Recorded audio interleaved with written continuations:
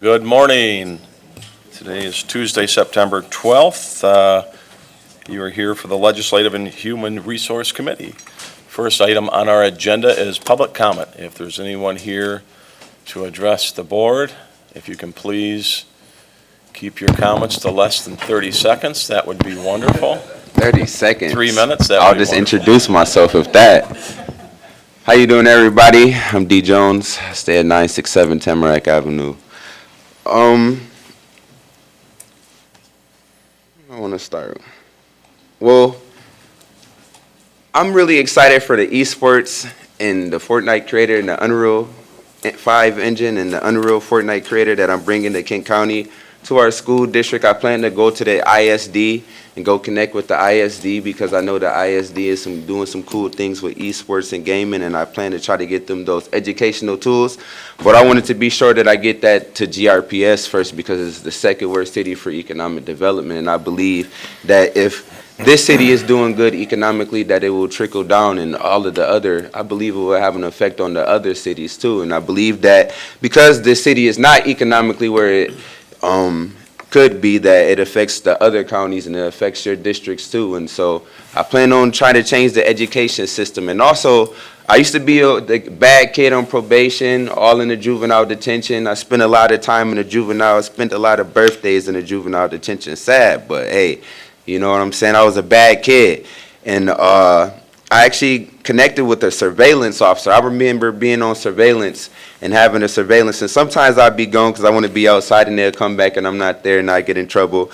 And I actually seen one of the guys that used to work in the juvenile. He's a surveillance officer now. And I was actually at the DeVos place being the camera guy for some of the boxing that was going on. And so he was so surprised to see me there. And I actually used to be in alternative directions too. And that's over there on Brown Street. But I was in a halfway house because wouldn't stop smoking cannabis. And I ended up drinking a gallon of water before I went to go take a drug test. It didn't go pretty good for me, I'll just tell you that. And so I ended up seeing my old case manager from when I was in AD, and he was there too.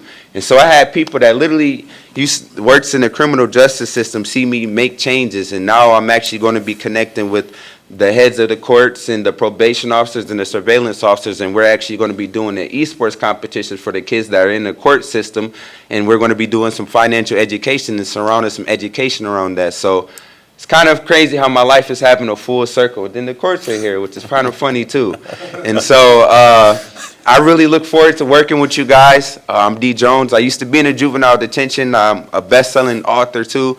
I actually told my story with some Olympic champions and some people all around the world, and that became a bestseller. So I really look forward to continuously telling my story, to build my story, to continuously work in changing the criminal justice system, the educational system, and the school to prison pipeline, because that's an actual thing, and people don't understand how education and lack of educational access and equity and equality has a part in that. Thank you. I appreciate it. Thank you. Is there anyone else that would like to address the board? All right, seeing no one, we will close public comment. Approval of the minutes. Do I have a motion and support by Teal, supported by LeGrand? Any comments, questions, or changes? If not, all those in favor say aye. Aye. All those against? Last meeting's minutes have been approved. All right, next item on our agenda, 63rd District Court Performance Measurements Review. Alex Grime, Deputy District Court Administrator. Morning, Board of Commissioners. My name is Danielle Castillo, and I am the 63rd District Court Administrator. I recognize some faces. With me today, I have our entire court leadership team. Really quickly, we are all fairly new to the court, so I would just like to do brief introductions so I can I'm really excited about our new leadership team. So first, I have Alex Grimes. He is my Deputy Court Administrator. He spent 10 years as an Assistant Prosecuting Attorney with the Kent County Prosecutor's Office and recently came to the court this last spring. Kara DL, she is our case management supervisor. Kara has worked for 63rd District Court for 15 years. So Kara is a vast of knowledge, and we are very happy to have her as our leadership team. Lastly, we have our new hire. This is Jacqueline DeHaan. She was a probation agent with the Michigan Department of Corrections for 13 years and is actually starting her second week with us today. So trial by fire. She's here to witness and to meet all of you and answer any questions we might have about probation. So thank you all. Again, I am Danielle Castillo. I'm the court administrator. I have spent the last 3 years as the court administrator at 63rd District Court. Previously, I spent 10 years at the 17th Circuit Court in a special division called Court Services, where I spent all of that 10 years in the jail. So that was quite the experience for me. So thank you again for your time this morning, and I'm excited to teach you a little bit about 63rd District Court. So first of all, we are one of 6 district courts in Kent County. Interestingly enough, we are the only district court that is funded by Kent County. Here at Kent County 63rd District Court, we strive for prompt, courteous, and a fair dispensation of justice.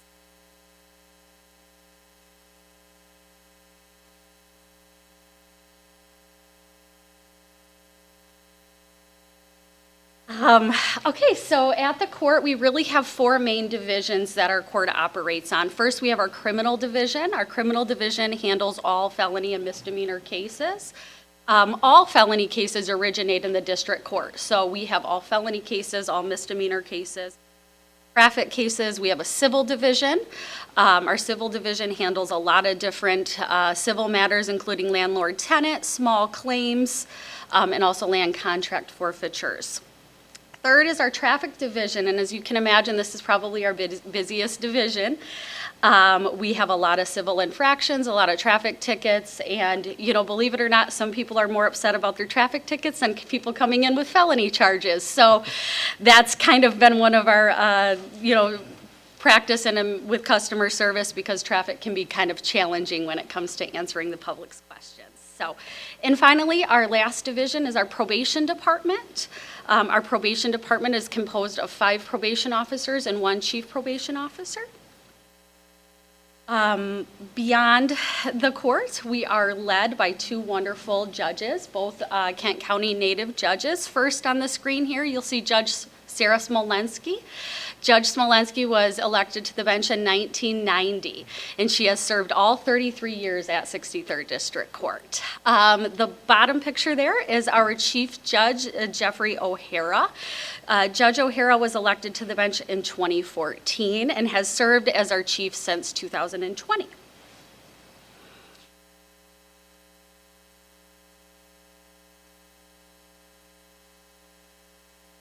All right, I am the Deputy Court Administrator, Alex Grimes. It is a pleasure to meet you all today. Thank you for your time, Commissioners.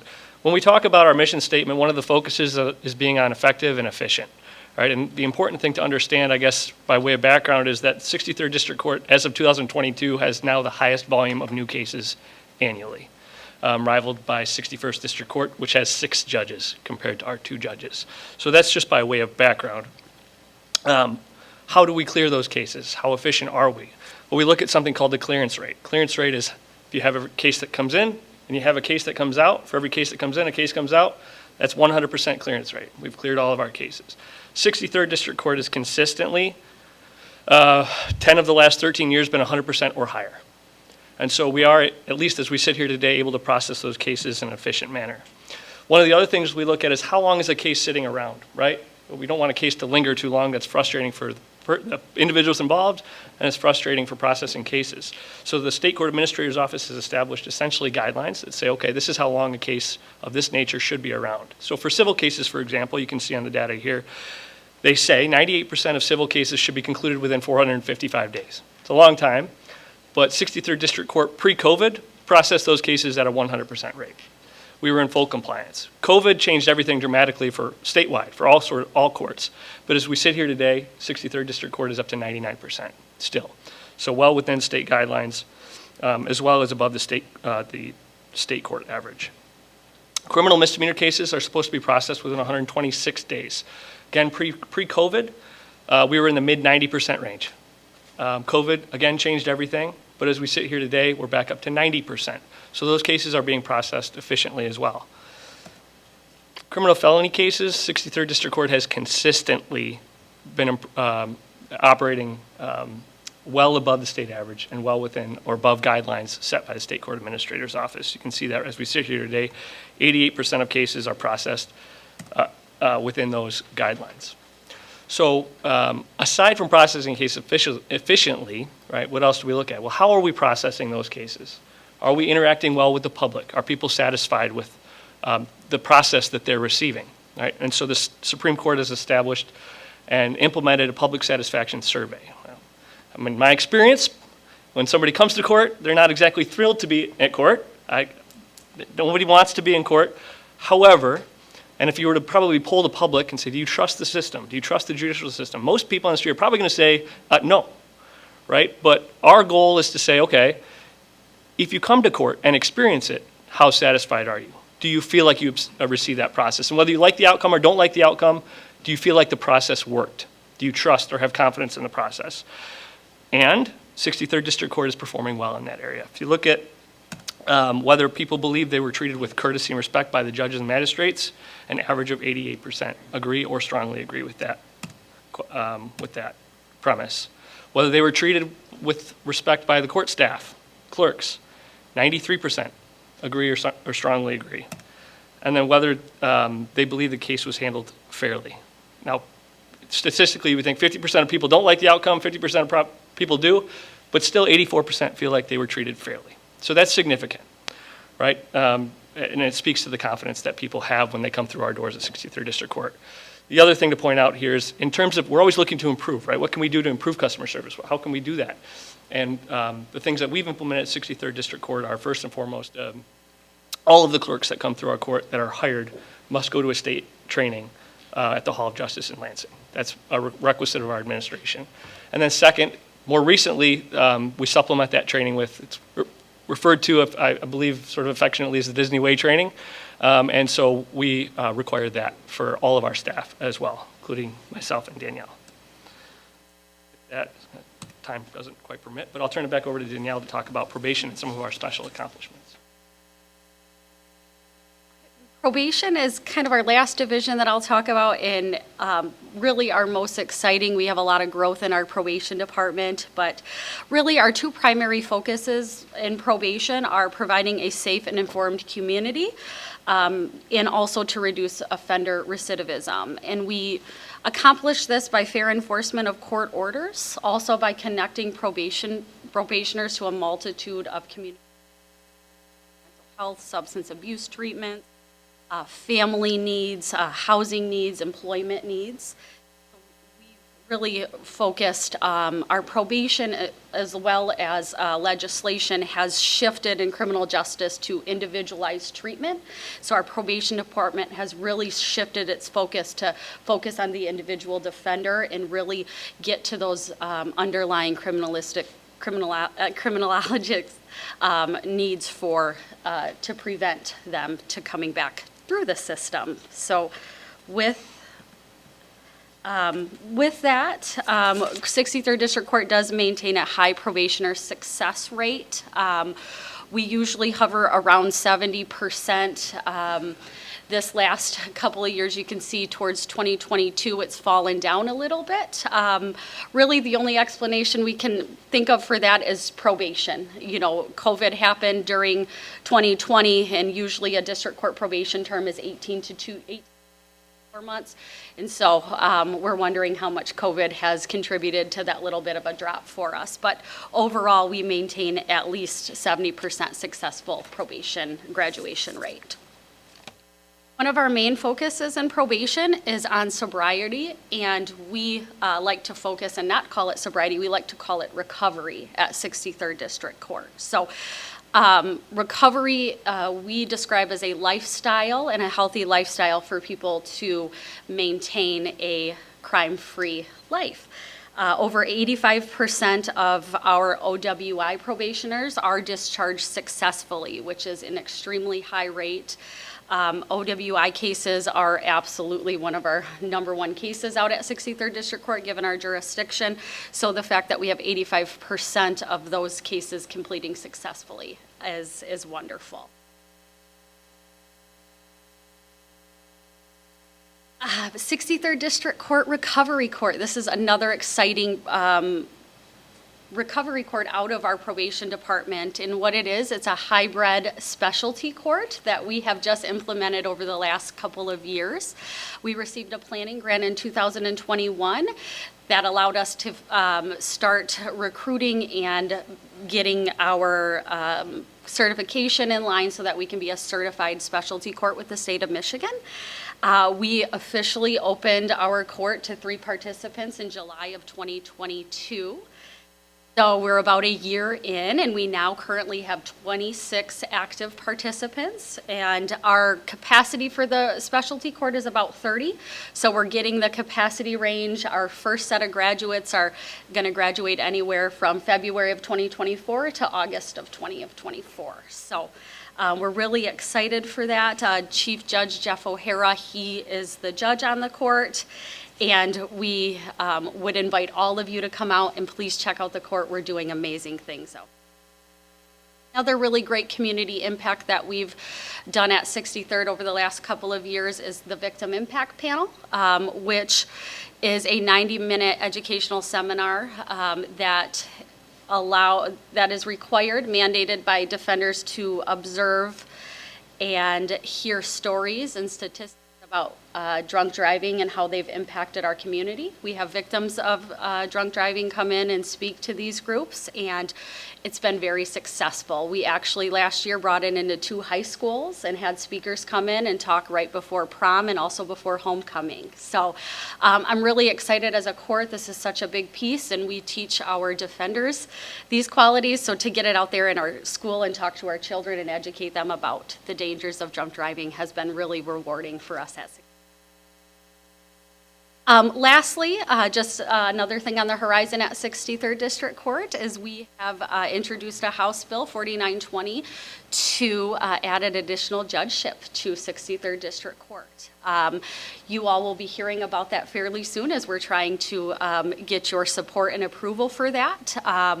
One of the significant numbers that jumps out to me is that all District Court Kent County judges have a caseload of 7,793 on average for the year. Our 2 judges each have 13,271 cases for the year. So we are significantly higher than anyone else. On top of 63rd has a growth, 63rd, our jurisdiction, has an 11.2% growth in Kent. Appreciate all of your time this morning. Happy to answer any questions. All right, thank you, Danielle and Alex. Commissioner Ponstein. Thank you, Chair Burrell. So I got 2 questions, one for you folks and one for County Administrator Vanderburg. You did the survey questions right off the bat. What type of responses are we getting numbers-wise, and how many are we putting out to get that number? Is it a large sample? Is it 50, 100, 250 to make up the percentages on that survey? So the survey is conducted every couple of years by the Supreme Court, and what it is, it's a week-long survey. Okay. And we're planning on doing another one here in October. That week-long survey, basically for that week, anybody that comes through the doors that is not an employee of 63rd District Court is asked to participate in that survey.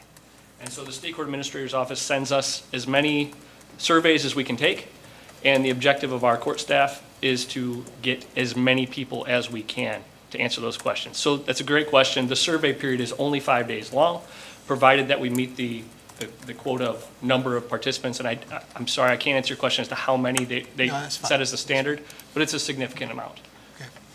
And then, Al, so they started out their presentation saying that the 63rd District Court is the only one that the county funds, and we've got other district courts out there.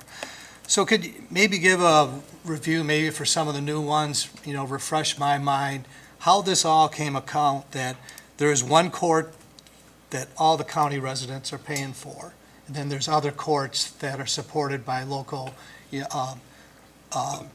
cities and townships that support. And I guess my question, listening to all the services that this court offers, is it equivalent to what the local units are providing at their district courts, or are there more services that this court has that the other ones don't? I can speak to the structure question. Pretty sure it was the Constitution of 1963 that ushered in the district court era. Prior to that, we had municipal courts. We did have county district courts. But it's really more of a choice of the cities with how they organize. So here, the other 5 district courts are all municipal district courts. And in Ottawa County, it's just the opposite. The district court, there's different area, it's in 3 different areas of the county, but it's all county. There's not one municipal district court in Ottawa County. So in my way of thinking, after the Constitution and after these started forming, it was really more of a choice of how the cities, if they wanted their own, they could have their own. If they wanted the county to do it, then the county would set up a district court that would cover that area. I think the mandates are the same, so most of the services are going to be the same. You'll find in Kent County at least that our judges have a much higher caseload than the 5 municipal court or district courts that are operated by cities. But, so there's certain functions that happen, and Danielle, you'll probably have to help me with this, but as far as like sobriety courts, mental health courts, veterans courts, all that sort of thing, that really happens more in the county world, correct? Actually, 63rd District Court was the only court in the county that really didn't offer anything, any type of specialty court or really any outreach programs until a couple of years ago. So when we realized that we were the largest district court in the county and we are accepting our clients, our defendants in, and we're not able to, we don't have our own specialty court, so we were having to send those to Kentwood. We were having to send those over to Wyoming. And so when I became the administrator, I just thought that was a little bit ridiculous. We're the biggest district court in the county, and we should be able to serve with all of these great new trends and how the court systems and the statistics for specialty courts are just absolutely mind-blowing with the amount of treatment they help. So really, 63rd has now opened their own specialty court, and then we're doing the victim impact panel and some other things. But I know that other district courts offer those same services to their citizens. Okay, thank you. All right, Commissioner Bujak. Thank you, Chair Burrow.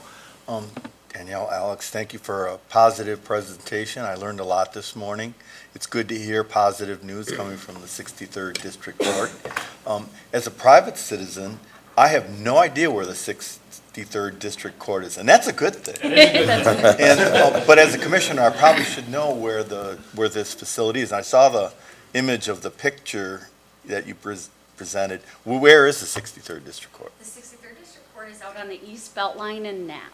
So we have a beautiful property. So if you have not been out there, please come out and check us out. But you are definitely not the only one. We quite frequently get tied in with 17th Circuit Court because 61st District Court is in the same building right here across the street as the 17th Circuit. So that causes some confusion, but we are a standalone district court located over in Grand Rapids Township on the Beltline in Knapp.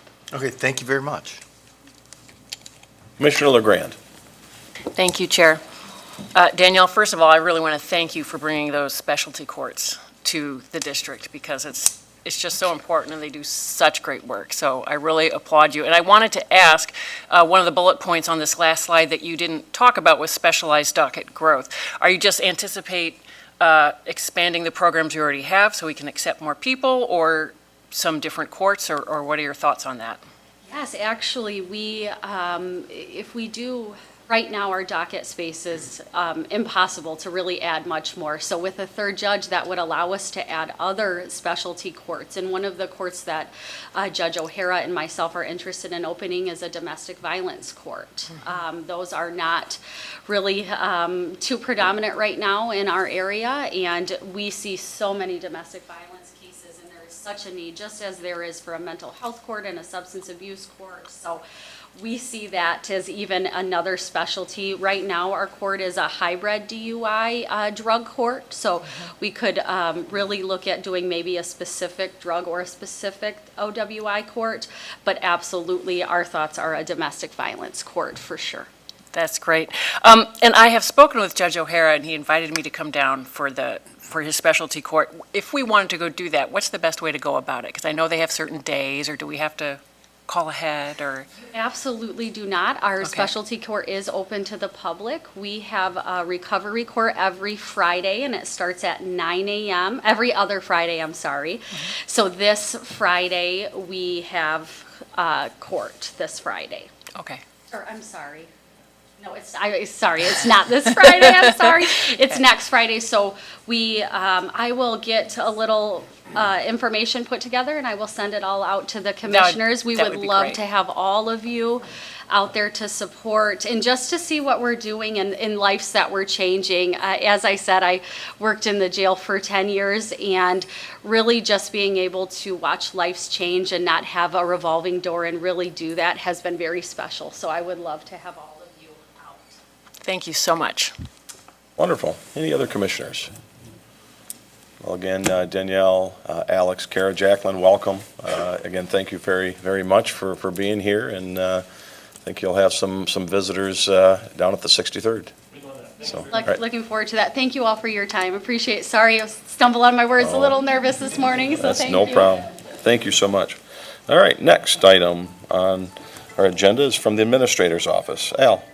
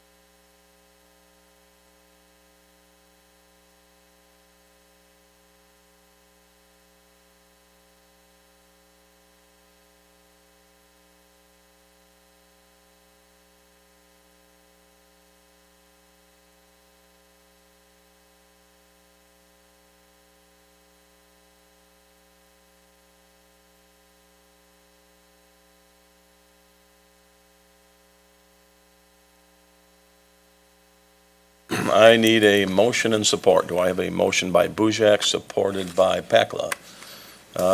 Commissioners, comments, questions? Commissioner Ponstein? So Al, I've always been a supporter of farmland and protecting it, but, we have protected so little. And the past few years with COVID, I think we opened up one of our weaknesses, and that's our food chain supply and everything else. So, I don't know what can be done. The argument is over whether we have to purchase the rights and then it's permanent. And once you protect a farm, it can't be used for a shopping center.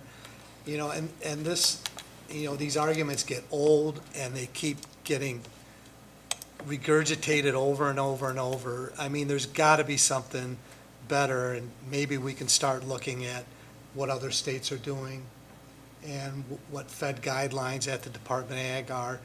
And, food is number one, food and water. Well, I'll put water above food, but, we don't take it serious in this country. We're spoiled. You can go to a store, it's got everything you want, any season you want, any vegetable you want. So, no question, but just a comment that, I'm supportive of it, but, we've got to find a better way of doing it. So, thank you. All right. Commissioner Hennessy? Up on Commissioner Ponstein's comment, and to put it into question form, 2,795 acres since the early 2000s really is pathetic. Is there something we can do now? I think we need to look long-term, but, what are we missing? What could we be doing now? Well, and I was actually here when it was created. We had something called the Urban Sprawl Subcommittee, and I staffed that, and we had a number of different recommendations. PDR was one of those. I think that, one of the factors we determined early on was that we couldn't put general fund dollars into development rights, so you would need a way to fund those. And that could come through township millage, or it could come through special millage at a county level, or relying on nature conservancy, other nonprofit type foundations, state and federal programs. And the state and federal programs have kind of been like this. I mean, we went through a period of time with the recession where they dried up pretty much almost completely. And so it doesn't seem like a lot. I know that at least when we set it up, we kind of had a framework to target areas that had the kinds of production that was unique and was important to the food chain. I don't know, after 20 years, it probably wouldn't be a bad time, to take a look and see how we're doing and whether there's better ways to approach it. We do have Matt out in the audience who administers this area, and Matt may have a couple thoughts on that as well.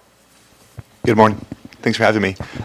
Yes, first of all, Commissioner Ponstein, to your point about looking at other states, I just came back from Portland at a land conservancy conference, made some amazing connections, particularly Lancaster, which we've been trying to get in touch with.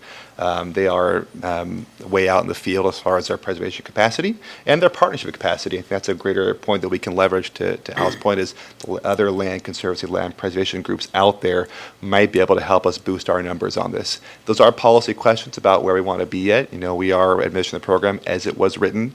And after 20 years, perhaps it is time to look back under the hood and see what improvements can be made through the lessons learned. The other thing I would say, we're starting to embark on the Kent County 2050 Futuring Plan. And I think that part of it is having a vision for what we want to be in 2050 and then working backwards from that. I mean, we're unique in that we're one of the top manufacturing counties in the state. We create sometimes the #1 number of manufacturing jobs in Michigan. We're also becoming more and more of a tourist destination, and we're one of the, I don't know where we rank, but historically we've been one of the top ag counties as well. And so you have these tensions built into Kent County where different people would love to see different things happen. And I think it's more of trying to get everyone together, create that vision, and then maybe we end up figuring out which areas should be focused the most for things like PDR, preservation, maybe other tools. But I think the criticism, I would agree, it doesn't seem like a lot in 20 years. And I think it really comes from maybe not having that vision for what we want the county to be in the future. Commissioner Pakla. Thank you, Mr. Chair. So I'm brand new to the PDR conversation as a, months-old commissioner here, so I appreciated sort of the level of depth that was in the selection criteria to help us understand what are the characteristics of the land that you're looking at. I'm curious if we have, relevant to this conversation about what do we want from the program, what do we want in Kent County in 2050, if we have some idea of what an ideal parcel of land is, we can get at some of the characteristics, but what a rubric doesn't necessarily allow us to do is to tell whether or not what we're selecting as the top of the rubric is actually ideal in terms of our vision of what that parcel looks like. It just says what's the highest ranked one, right?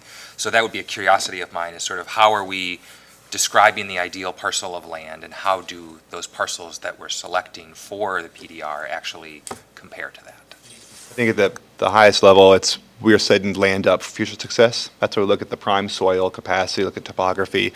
We're not going to tell landowners ever what to produce or in what quantities.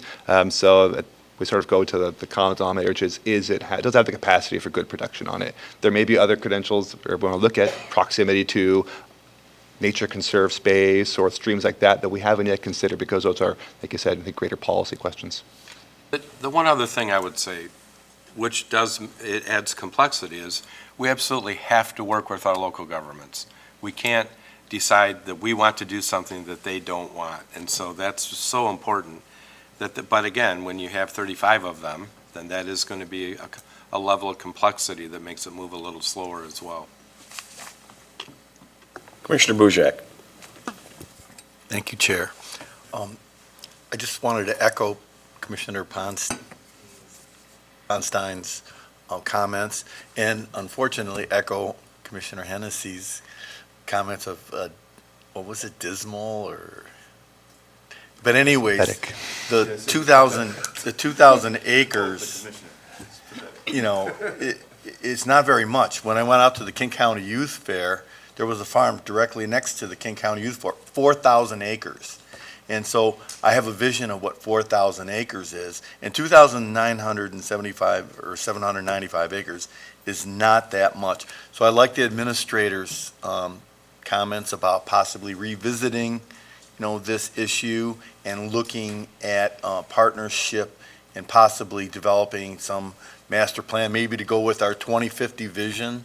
And then also, I know that back in 2012 through 2016, commissioners were being educated on farmland preservation and given the opportunity to go to Lancaster, Pennsylvania, to see a successful program. And I'd like to see that opportunity come for, we have many, many new commissioners here. So I think an educational program for the commissioners would probably be a good idea at this time to see if we can't revisit this issue and get a more robust PDR support from the commission. Thank you. I think it's really important to remember the PDR isn't a goal, it's a tool. And so it's hard to know where to apply the tool if there isn't a vision for where we want to go, so. Commissioner DeBoer. Thank you, Chair. I want to thank the Agricultural Preservation Board for their work. I also do want to preserve land for our communities, but I do not personally agree with PDR and the government's play in purchasing the rights of citizens. So for that reason, I'm going to be voting no, but I appreciate all the work that has been done. All right, any other commissioners? All right, we already have a motion and support on the floor. All those in favor, please say yes. Yes. All those opposed, please say no. No. All right, next item on our agenda, number 5 from the Health Department. Yes, action requested, recommend to the, I flipped my thing too far. Recommend to the Board of Commissioners to add 2 full-time public health nurse positions. Summary, the Health Department has received additional funding from the Office of Global Michigan Refugee Services to support refugee-related services. This request is to appropriate $270,000 for 2 new public health nurse positions. The Office of Global Michigan and the Health Department have partnered over 25 years to provide refugee medical screens.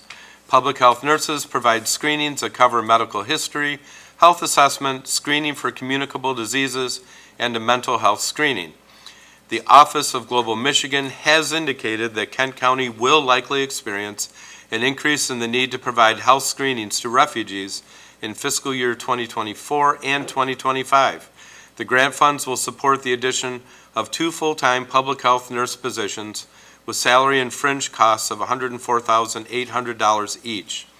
Funds will also support client transportation assistance, staff travel, cell phone, computer and software needs, and indirect costs. The grant period is October 1, 2023 to September 30, 2024. If funding is eliminated or decreased, the positions will be eliminated unless continuation funding is approved pursuant to the fiscal policy on grants, contracts, and donations. All right, commissioners, do I have a motion by Pakla and I have support by Hennessy? Comments or questions? All right, Commissioner Pakla. Thank you, Mr. Chair. I just wanted to continue to thank the county for all of its great work in trying to find additional funds to expand services. I think this partnership with the Office of Global Michigan really shows just what a great collaborative environment exists around financing in the county, so thank you. All right, Commissioner Ponstein. Thank you, Chair. So Al, on the funding part, there seems to be money flowing in this country from all over. Now, granted, it's not going to be coming from our budget, but from the Office of Global Michigan. Where are they getting the money to support all these positions? Is it coming from the Fed? You know, I don't know, but I have a feeling somebody does, so. Morning, I'm Gail Brink. I'm the Deputy Health Officer. And the Office of Global in Michigan gets it from federal funds. The exact direct source, I don't know. I can find out for you, but I know it is federal pass-through funds to the state, and they pass them on to us. So it is federal dollars. Well, thank you. I mean, these refugees are going to be here. I mean, we can argue till we're blue in the face about how and why and where and all of that. But what we're doing to make these lives better and make our community actually maybe a little bit safer health-wise, I appreciate all the work that the health department's doing. Thank you. All right, thank you. Any other comments or questions? Commissioner Hennessy. We have this opportunity to, talk about this a minute, and what kinds of services are we providing? What is the need? And, what problems are we finding, that, with the refugee population that we're, looking at and assessing the health for? I have Joanne Hoganson here. She's the Division Director of Community Wellness, and she oversees the program, and she can talk more specifically about that. Good morning, everyone. When refugees arrive in our county, and this is the first place they live, so they're not moving in from another area, but they arrive here, resettled into Kent County. We have 90 days to bring them into our office. We do a head-to-toe evaluation by a nurse and test them for things like tuberculosis, sexually transmitted disease, pregnancy, HIV, and once they get all of their screening done, they're referred to a primary care physician that then follows up, and they have a medical home at that point. All of that has to be complete, including their primary care physician, and then we report to the state within 90 days. This guarantees for us that people are resettled well, and if there are any major health concerns, that they're able to be addressed very promptly. And while they're there also, they get a full set of vaccinations. And this is particularly important because we want the children to get to school. And so they have to be vaccinated before they can begin school. We also do a mental health screen that is specifically designed for refugees. So we use interpreters that help them with the mental health screen.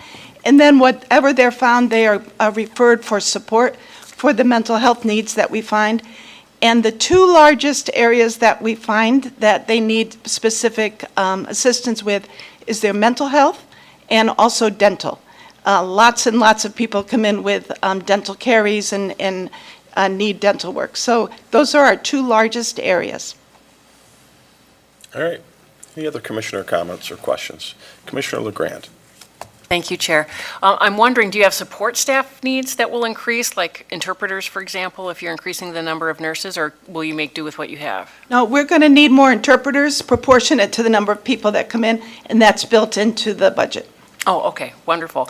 And then I'm just wondering, it doesn't surprise me that dental is an issue. What about vision issues? Is there a referral process for that, or do you screen for vision as well? We do screen for vision as well, and if there's any deficit, we refer for that too. Okay, thank you. All right. Any other commissioners' comments or questions? All right. We do have a motion and support on the floor. All those in favor, please say yes. Yes. All those opposed? That has been approved. Any commissioner miscellaneous? Commissioner Ponstein. Thank you, Chair Burrow. Thank you.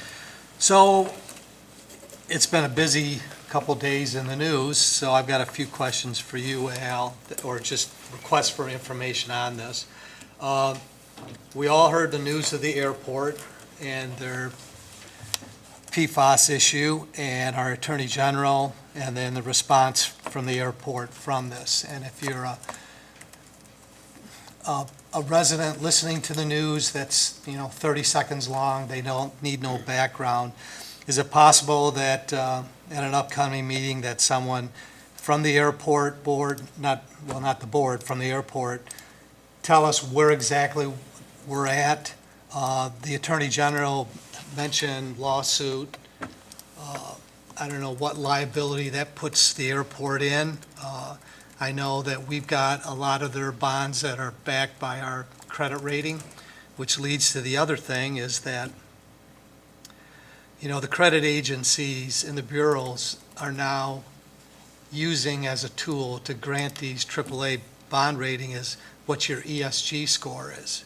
And if you've got a attorney general in the state of Michigan accusing a county of whatever she was trying to accuse us of, it may jeopardize that coveted AAA bond rating. I don't know where this is all going to go, but I'm just shocked that we're at a point now where, out of the blue, we get an Attorney General of Michigan coming after on this issue. So if the airport could come to a meeting and give us an update, it could even be a workshop, it would be appreciated on my part.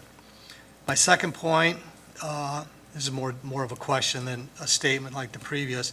Where are we at on the tidal lock? I started talking about this well over a year and a half ago. I know other counties have put things in place. Did we manage to get something in place? Is it live? How did we promote it to the citizens? And just stuff like that. The same thing, if we don't have the answers today, you can, just, not just email me, but all the board members. But, it is an issue. It may be small for some people, but if this affects the people that it has affected, it's just, we got to do something. Thank you, Commissioner Ponstein. I think I can probably, and Linda or Al can correct me, with the airport, we'd probably have to go in closed session because of lawsuit. Yeah, we'll figure out how best to communicate. County's not named. Hmm? The actual lawsuit is only against the airport. It does not name the county as a party. And then the title lock Commissioner Ponstein's talking about, we can get a report from our clerk on that in an update. Commissioner Hennessy was looking over here on what that was. Commissioner Ponstein had a constituent that had their home title stolen. It's become more prevalent throughout the U.S. And the county clerk, they're implementing a tool that would allow us kind of an alert type system, would alert us if a title was changed on any properties that we own. So. One more thing, but just to clarify that, yes, there's a constituent, it actually wasn't a constituent of mine, but somehow wanted to call me because I answered the phone. I told them to. But the thing that concerns me is that these ads run all during the day, and it's just another thing that, people in this county and the state and the government just, it's built on fear that somehow that document that they filed with us is not safe, and the only solution is to pay a monthly subscription charge so someone can look and make sure your title's not being stolen. I mean, fear is being used on these advertising. I don't know what truth is really in on all those advertising, but that's the main thing that drove me on that. And then finally, our Attorney General was on the news the second time, and this time she has announced the opioid settlement, and I think I heard guidelines. So Al, could you just update us if, I couldn't figure out what the guidelines were. It seems to be favoring large counties, large cities. So if we can get an update on that, because it's not just large cities and large counties that this opioid epidemic hurt the most. A lot of it was rural counties and rural villages and towns. So, I know it was just released, but maybe an update when you guys have figured out what the guidelines, what that may mean for Kent County, and how do we think that we're going to approach that? Sure. Would be appreciated. I know it's a lot. Normally, this is the voicemails I leave the staff, and then they pass it on to you, Al. So I had you here today, so I just thought I'd do it in person. So thank you. All right, Commissioner Bujak. Thank you, Chair. I'd like to also comment about the Attorney General's lawsuit and this PFAS issue at the airport. I think the Attorney General has overstepped her boundaries with the state, and that the local municipality, Cascade Township, has done a very good job. This issue is in my district, District 21. I've attended all the PFAS meetings at Cascade Township. They have partnered with the airport. They have gone through a lawsuit with the airport and have settled their lawsuit with the airport. They've partnered with the county and they've received ARPA funding to, address the situation. The citizens that have been affected are very pleased with the way the township has responded, and I've been out there watching the public water that's being brought to those citizens to remediate the situation. So from what I can see as the commissioner from District 21, there's no need for this lawsuit. And I want to commend Cascade Township for the wonderful work that they've done with the citizens to address this very, difficult situation. And I think, Commissioner Ponteen's comments are worthwhile. Any other commissioner miscellaneous? All right, seeing none, meeting is adjourned.